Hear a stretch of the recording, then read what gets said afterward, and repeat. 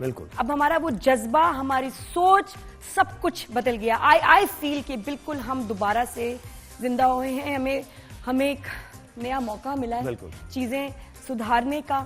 लेकिन जो जिनके भी जिस वजह से भी दिल खराब हो, कुछ भी आपको रंजिश हो, सालों की पाकिस्तान में हुकूमत से, फौज से, अपने आप से, अपनी जिंदगी से, सब खत्म हो गया। और सिर्फ क्या है, रिस्पेक्ट एंड मोहब्बत, बस वो जीत गई। मैं हूं ज़ुहैब हसन और ये है नादिया खान। आप देख रहे हैं rise and shine. Thank you for reminding. आपको हम खुश आमदेद कहते हैं और नादिया बिल्कुल खुश, नादिया की तरह सभी तमाम पाकिस्तानी खुश हैं जिस तरीके से पाक फौज ने जवाब दिया है। आप देख रहे हैं कि तशक्कुर, यौम तशक्कुर भी मनाया गया और उसमें तमाम ही शहरों में लोगों ने पाक फौज के हक में, पाकिस्तान के हक में रैलीज निकाली। सब पाकिस्तान जिंदाबाद के नारे लगा रहे थे। वो जोश और जज्बा जिस तरीके से नजर आ रहा था वो सबके सामने ही है।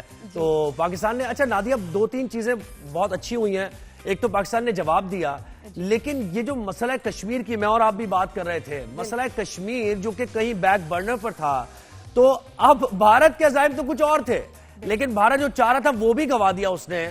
और अब मसला कश्मीर इंटरनेशनली उजागर हुआ है, उसके हल की तरफ बात एक्नॉलेज किया उन्होंने कि जी मेन प्रॉब्लम ये है, जब तक ये नहीं सुलझाया जाएगा मसला आगे बढ़ा नहीं जाएगा। तो ये जो ट्रंप ने बयान दिया कि जी इसको भी रिजॉल्व करना है, तो ये एक एक्नॉलेजमेंट। अब आप मुतमईन है कि वो सीज फायर के बाद उन्होंने आगे भी जो तफसील उसकी आई है, अब आप मुतमईन हैं कि ट्रंप इस पर भी तवज्जो दे रहे हैं और वो कह रहे हैं कि मसला कश्मीर तो ईमान से मैं तो वहां चल रही हूँ जहां हमारी फौज हमें लेके जा रही। सीधी बात है। जो डीजी ISPR जो बोल रहे हैं अपने प्रेस कॉन्फ्रेंस में, उन्होंने कहा मैं वो सुन रही हूँ, मुझे और ये पढ़ रही हूँ, बिल्कुल सुन रही हूँ, मान रही हूँ और करना वो जो ये कहेंगे। सीधी बात है, क्योंकि जब हम पे पड़ी है ना, जब पड़ी है, जब दुश्मन आया हमें तबाह करने, तो किसने बचाया? अल्लाह की ताकत, अल्लाह की मैं कहती हूँ ताकत ऊपर। और यहाँ हमारी फौज ने जिस तरह लड़ा है, और इवन हमारे लोग, यार मैं तो हैरान हुई हूँ। मतलब ये एक तारीखी जंग थी। सबसे बड़ा हमने जो उनको झटका दिया वो क्या था? हमारी कामनेस। हम लोग इतने एज ए नेशन काम थे और वो उतने पैनिक थे। उधर इतना केओस था, मतलब लोगों को अंदर इतना केओस, टेंशन, वो गालियां, बदतमीजियां, सवाल जवाब पे आ गए। हम लोग मीम्स बना रहे हैं, हम दिखा रहे हैं हम यार आराम है, करोगे क्या हमारे शहर में? प्लानिंग पूरी थी और सही वक्त पर हमने जवाब देना था, वो हमने दिया। हमने मीम वॉर लड़ी है, हमने सोशल मीडिया वॉर लड़ी है।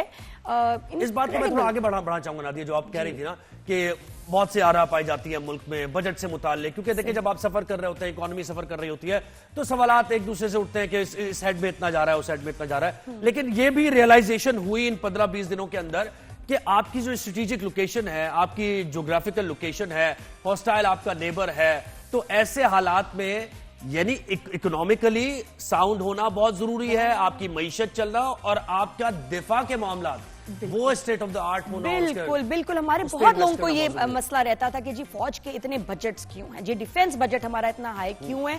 एक तो देखिए इकोनॉमी वैसी कमजोर, उसमें से जाहिर बात है आपको बड़ा चंक इसलिए लग रहा है कि इकोनॉमी वीक है, लेकिन वो जो चंक गया वो किसके लिए इस्तेमाल हुआ? ये जो जंगे जज्बे जुनून से बिल्कुल लड़ी जाती है, लेकिन इसमें पैसा भी लगता है। आप सोचिए मिनटों सेकंडों में मिलियंस ऑफ डॉलर्स जो है ना ऐसे फूंक दिए जाते हैं। बिल्कुल एक मिसाइल आपका, सस्ते से सस्ता मिसाइल आपका $1.5 लाख का है, आपके जो तैयारे हैं वो करोड़ों के हैं। और फिर आप कहते हैं कि यार ये क्या बजट्स हैं आपके डिफेंस के? क्यों ना हो, ये हमने क्या किसी पानी की गन से लड़नी है? हमने जंगे हैं छरे की गन से लड़ेंगे। और आप देखिए भारत ने पहला हमला कैसे किया था आपके ऊपर, आपको याद है ना कि अगर हमारे पास इतनी ज्यादा इस्तेदाद ना होती, कैपेसिटी ना होती, तो हम क्या जवाब दे रहे होते भारत? ये तलवारों और ये खंजर वाला टाइम नहीं है, ये टेक्नोलॉजी की वॉर है। इसमें आपको पैसा चाहिए और वो एकदम नहीं आप इकट्ठा करेंगे। और कितनी भी आपकी दोस्ती हो, ये आपको जो सारे एम्युनिशन वगैरह नहीं लड़नी है। बात ये कि फ्री में कोई नहीं देता। आपकी कितनी भी रिश्तेदारियां दोस्तियां हो, आपको पैसों पे ही ये सब कुछ मिलना, आपको ये खरीदना ही है। बिल्कुल, मुल्कों की दोस्तियां ना ऐसे नहीं होती जैसे मेरी और आपकी दोस्ती है, लोगों की दोस्ती है। मुल्कों की दोस्ती अपने मफादात पर मबनी होती है, और अगर कोई मामला आता है, कोई मुश्किल आती है या जंग की, तो आपको पहले तो खुद अपने पैरों पर खड़ा होना है। ये जंग आपने लड़नी है, कोई सपोर्ट करता है नहीं करता ये बात की बात है। तो पाकिस्तान ने अपने कदमों पे खड़े होकर ये जंग लड़ी है, और हमने जो कुछ 1-2 रातें गुजारी हैं उसमें हमारी वो फीलिंग थी जो मतलब पहले हम कहते हैं ना इस्लामी जंगे जो हमारी हैं कि ये सारा माल हम जो है ना ला के रख देते थे, बिल्कुल कि जी ये जंगों में इस्तेमाल हो, ये वो। और हमें हमारे इतने दिल तंग हो गए, लेकिन इन दिनों में वाकई चाह रहा था दिल किया जो कुछ है ना बस हर पाकिस्तानी रख दें तैयार है, आगे कि यार सब कुछ हमारा ले लो, इस दुश्मन को मारो, बिल्कुल इस दुश्मन को नहीं छोड़ना। तो ये चीजों की, वर्ल्डली चीजों की कोई वैल्यू नहीं है, कुछ भी नहीं है। बिल्कुल ऐसा ही है। और वो जो क्योंकि देखिए आपकी ख्वाहिश तो पीस की है ना, नादिया की, मेरी, हम सब की, भारत में रहने वालों की ख्वाहिश तो पीस की है ना, लेकिन वो पीस किस तरीके से आएगा, तरीकाकार क्या है? जब आपका एक दुश्मन मुल्क है उसको पहले दिखाना पड़ेगा कि ये बैलेंसिंग पावर है, बल्कि हम आपसे ज्यादा हैं। अगर आप इधर से आके हमसे लड़ाई करेंगे तो आपको हम जीतने नहीं देंगे, आपको हम शिकस्त देंगे। तो फिर दूसरा फरीक टेबल पर भी बैठता है और वही होता है जो हमने देखा कि हाथ पैर जोड़ के आप गए सुपर पावर के पास, आपने कहा कि भाई ये बिल्कुल, अच्छा मान नहीं ये रहे, सीज़फायर करा दें आप, मान नहीं रहे, क्योंकि वाकई ना मुंह गंदा हो गया, इनकी जबान गंदी होगी, झूठे साबित हो गए। इनकी जब अभी जो प्रेस कॉन्फ्रेंस हो रही है ना, आप उधर इंडिया की जब देखें, उनसे सवाल कर रहे हैं, जवाब है ये जवाब मिल रहा है। सारी एनर्जी डाउन हो गई, मीडिया की भी एनर्जी ऐसे अच्छा फिर क्या कह रहे कि जी अभी हम बता नहीं सकते कि ताकि दुश्मन को ना, अरे जवाब तो दो, अपने जो आपके पत्रकार जो हैं इनके सवालों के जवाब तो दो ना, इनके पास जवाब ही नहीं है। हाँ, और अर्नब गोस्वामी की बात करें, वो इतना शदीद गुस्सा ट्रंप पे है। उनका एक इंटरव्यू में देख रहा था, उन्होंने कहा कैसे ये ट्रंप कर सकता है और क्यों हो रहा है, हमारी अपनी सॉवरेनिटी है, ये है वो है, सारी चीजें। भाई आप अपनी आर्मी से, अपनी हुकूमत से पूछें कि वो ट्रंप के पास हाथ जोड़ के क्यों गए कि ये प्लीज सीज फायर कराएं वरना पाकिस्तान तो हमें तबाह बर्बाद कर देगा। वो चाहते हैं कि स्क्रीन पे वो रहें। कुछ बहुत ही घटिया लोग सामने आए, इनके टीवी एंकर्स इंडिया के, जो कि मैं कहती हूँ कि इंशाल्लाह बिल्कुल इस मुल्क को जरूरत है कि यहाँ कू हो, यहाँ जो है लोग खड़े हो अपने हक के लिए। और उसके बाद कुछ लोगों की ना फांसी बनती है, मोदी समेत। सबसे पहले तो स्पेशल फंदा बनेगा मोदी के लिए इंशाल्लाह, और ये होगा। आपको मैं बता रही हूँ, इनको पकड़ेंगे क्योंकि इन्होंने इतना नुकसान पहुंचाया है हिंदुस्तान को, इतना भारत को, इन्होंने, ये ट्रेटर्स हैं, इसको फांसी होनी है। 2 स्पेशल फंदे लगेंगे। ये कौन है? मेजर गौरव आर्या, उसका नाम बगैर गाली के निकलता नहीं, लेकिन मैं स्क्रीन पे हूँ।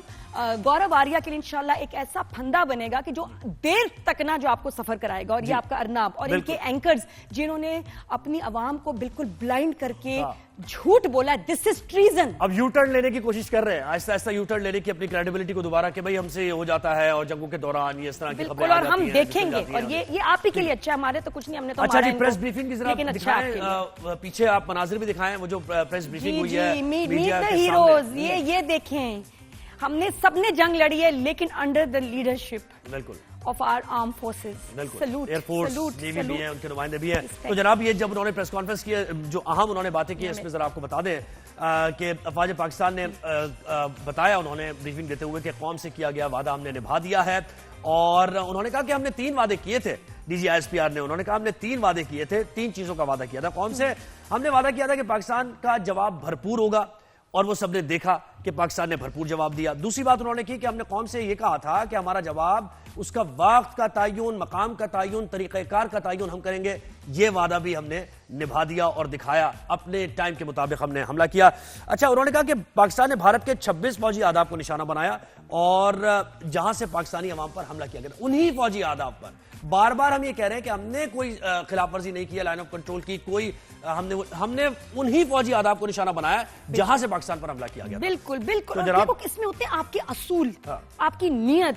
सिविलियंस को निशाना नहीं बनाया गया जैसे इन डरपोकों ने, इन्होंने हमारे साथ किया। बिल्कुल, हमने ऐसा नहीं किया। भारत के 2 S-400 बैटरी सिस्टम कामयाबी से हमने उनको तबाह किया। और जिस तरीके से 2-3 ये मकामात भी उन्होंने उनका जिक्र किया कि कौन कौन से मकामात हैं जहां पर आदाब को निशाना बनाया गया। तो जनाब, ये एक बेहतरीन, कॉम्प्रिहेंसिव, बहुत तवील और सवालों के जवाब भी उन्होंने दिए, और हर सवाल का ऐसा मतलब करेक्ट टू द पॉइंट जवाब दिया गया कि किसी को मतलब कुछ रह ही नहीं गया जहन में। बिल्कुल ऐसे ही। और उनकी आप देखें प्रेस कॉन्फ्रेंस, ये बिल्कुल कोई जवाब नहीं। अच्छा, दूसरी टॉप स्टोरी जो हम बात कर रहे थे वो यही कि मोदी सरकार को सिफारती बहस पर बड़ी नाकामी, बड़ी शिकस्त का सामना करना पड़ा है।